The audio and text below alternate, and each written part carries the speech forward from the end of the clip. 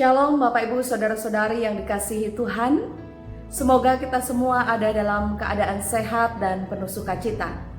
Senang sekali kita bisa berjumpa kembali dalam program Sarapan Rohani GKPB Jemaat Galang Ninggiang Abian Base. Pada hari ini, hari Senin 9 Februari tahun 2026. Untuk kita bersama-sama mengawali hari ini, mari kita mengambil waktu untuk teduh sejenak, mendengarkan firman Tuhan, sehingga apapun yang kita kerjakan pada hari ini ada dalam penyertaan dan pertolongan Tuhan. Mari kita berdoa. Bapa kami yang di sorga, kami mengucap syukur untuk hari baru yang Tuhan karuniakan kepada kami. Hari ini Tuhan, dalam anugerah Tuhan, kami siap untuk mengerjakan setiap bagian kami dalam tugas, karya, dan pelayanan yang Tuhan percayakan. Kiranya Tuhan menolong dan menuntun kami, sehingga setiap gerak langkah dan pelayanan yang kami lakukan sungguh dapat sesuai dengan firman-Mu. Berfirmanlah bagi kami Tuhan, perdengarkanlah isi hati Tuhan dan kebenaran Tuhan bagi setiap kami, karena kami siap untuk menerimanya. Di dalam nama Tuhan Yesus Kristus, kami berdoa. Amin. Bapak Ibu Saudara-saudari yang dikasihi Tuhan, firman Tuhan pada pagi hari ini diambil dari kitab Imamat pasal 19 ayatnya yang ke-33 dan dari kitab Yohanes pasal 15 ayatnya yang ke-14. Bacaan yang pertama dari kitab Imamat 19 ayatnya yang ke-33, firman Tuhan berkata demikian.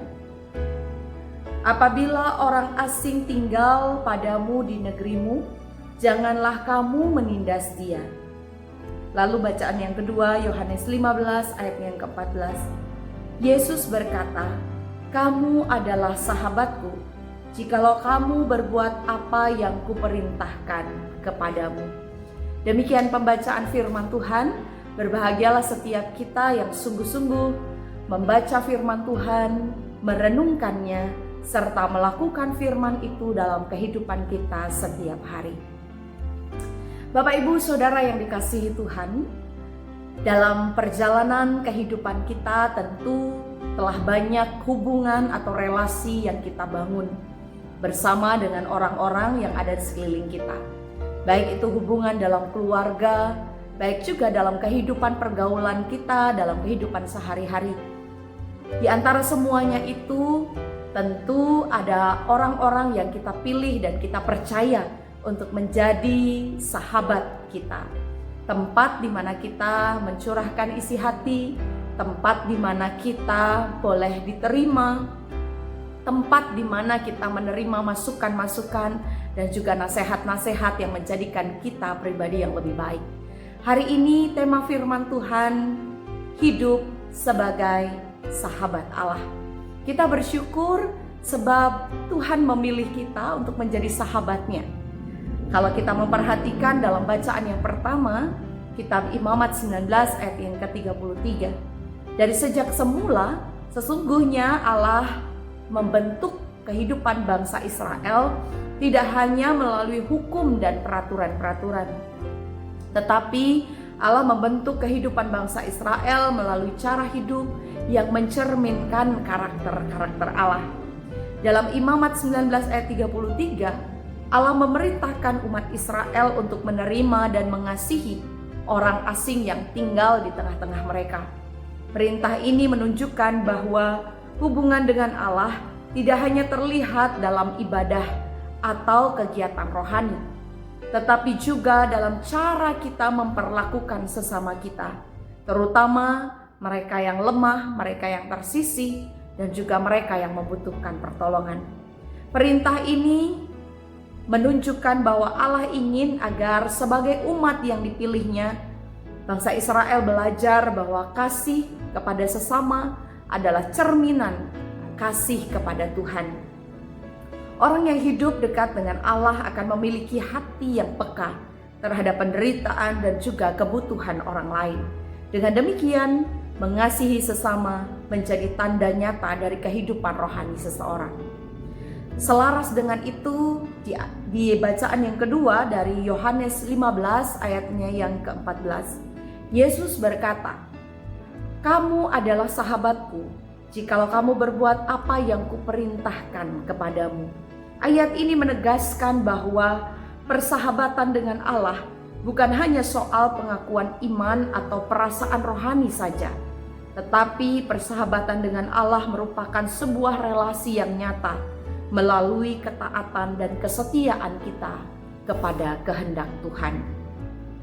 Ketika seseorang berjalan bersama dengan Allah dan berusaha melakukan kehendaknya, hidupnya perlahan-lahan akan mengalami perubahan.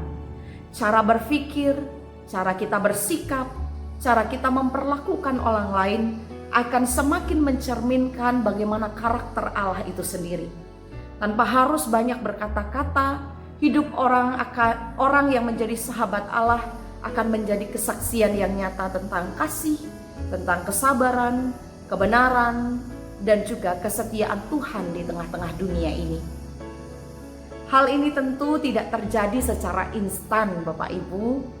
Hubungan yang kita bangun dengan Allah harus didasari melalui kesediaan untuk terus mengenal Tuhan melalui firman-Nya. Kesediaan untuk terus hidup dan terhubung dalam doa, dan belajar untuk taat dalam setiap langkah kehidupan kita. Semakin seseorang dekat dengan Tuhan, maka semakin peka ia terhadap kehendak Tuhan, dan semakin nyata pula buah iman yang terlihat dalam kehidupan kita. Karena itu, Bapak Ibu Saudara yang dikasihi Tuhan, marilah kita terus berusaha membangun relasi yang intim dengan Tuhan setiap hari dan setiap saat. Biarlah hidup kita boleh dipimpin oleh firman-Nya dan dibentuk oleh kasih setia Tuhan, sehingga melalui setiap perkataan, tindakan, dan keputusan kita, orang lain dapat melihat dan merasakan kasih Allah yang sejati. Mari kita menjadi sahabat-sahabat Allah yang tekun dan setia melakukan setiap kehendak-Nya. Amin. Tuhan memberkati kita semua. Mari kita berdoa. Terima kasih untuk kemurahan Tuhan yang berkenan menjadikan kami sebagai sahabat-sahabat Allah. Biarlah sungguh Bapa, dengan kesediaan, dengan kerendahan hati, kami mau dibentuk, kami mau dipimpin, sehingga seluruh laku kehidupan kami menunjukkan dan mencerminkan karakter Kristus.